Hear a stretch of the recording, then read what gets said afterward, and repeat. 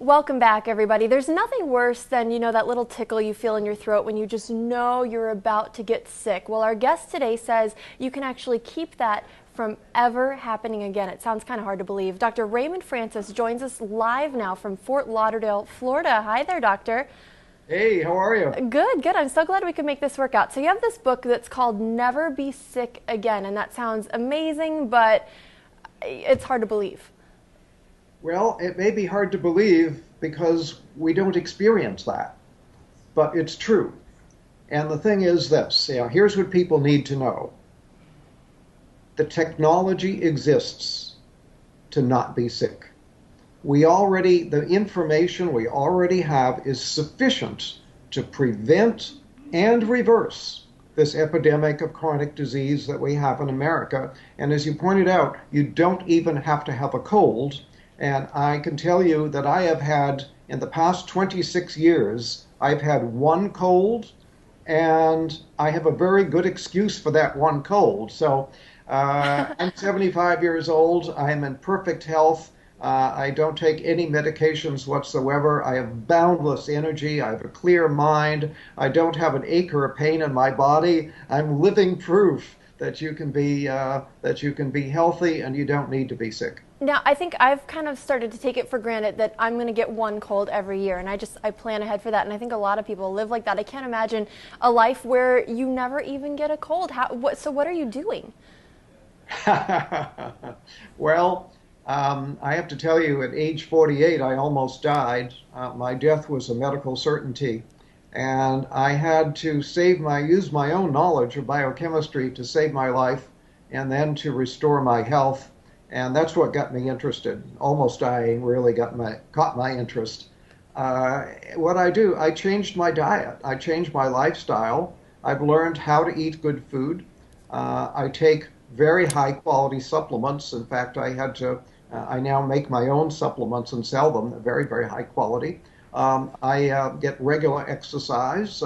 I meditate on a regular basis. So in short, I changed my diet. I change my lifestyle, and I take very high quality supplements, and that's why I'm so healthy. So what are some changes that all of us can take? Because not everyone is able to, make their own supplements in their home. So what are some simple things that we can do right now to keep ourselves from getting sick again? Okay, well, simple things. If you want to do one thing and only one thing, get off of sugar. Sugar is a deadly metabolic poison.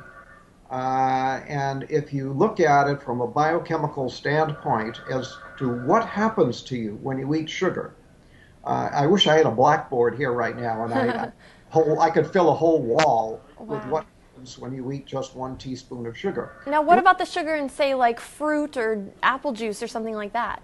Well, apple juice, no, but fruit. If you eat a piece of fruit, that's okay. Okay. A fruit juice is not okay because you get too much bioavailable sugar and you get a sugar spike in your blood. But when you get a sugar, you can eat 1 teaspoon of sugar. Within 2 hours, your immunity will be reduced by 50%. And then people say, oh, I caught a cold. No, you didn't. You reduce your immunity and you then made yourself susceptible to an infection. So that's why I don't get colds. I don't get infections because I keep my immunity strong. I don't eat sugar. All because of sugar. So that bag of jelly beans we've been passing around here in the newsroom ever since Easter, that's something that's hurting us. Bad idea. Bad idea. Yeah, you don't want to do that. Sugar, as I say, is a deadly metabolic poison. And what I mean by that is that it screws up all of your biochemistry. Just 1 or 2 teaspoons of sugar will throw your normal biochemistry into chaos for a period of 6 to 8 hours. And that's not very much sugar. It doesn't sound like a lot. Sugar. One cola drink has about 10 to 12 teaspoons. So you eat 1 to 2 teaspoons, your body is going to be in biochemical chaos for 6 to 8 hours. Now, health is when all of your biochemistry is balanced and all your chemistry is working right. When you eat sugar, you throw that balance out for 6 to 8 hours. So if you eat sugar in the morning, put some sugar in your coffee or have a breakfast cereal with a contained sugar, and then have more sugar at lunch and more sugar in the evening, guess what? Your body is going to be in biochemical chaos 24 hours a day. So And what's a good amount then to get on a daily basis? none, None. none, yeah. Uh, I'm in Sugar trouble. should be outlawed. Basically should be outlawed. We should not, and here we allow children, we don't allow children to smoke cigarettes. We don't allow children to drink alcohol, but we allow them to buy sugar and eat sugar. Sugar is far more dangerous than alcohol or cigarettes. Really? Yeah, I was going to ask you, what do parents need to do? Because you're going to have a hard time convincing your child who wants candy right now that that's not good for them. Right. I understand the problem. I'm well aware of it. But you asked the question, what can people do?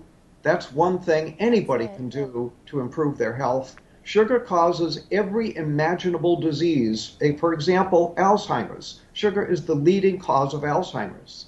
Sugar is a major cause of cancer, a major cause of heart disease, a major cause of diabetes.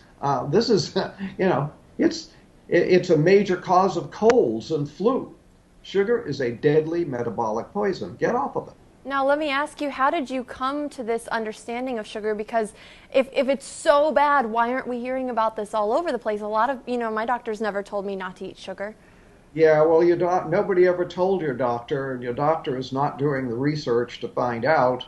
And the sugar industry spends so much money on campaign contributions to members of Congress that sugar is actually subsidized in America. It should be outlawed, and it's subsidized.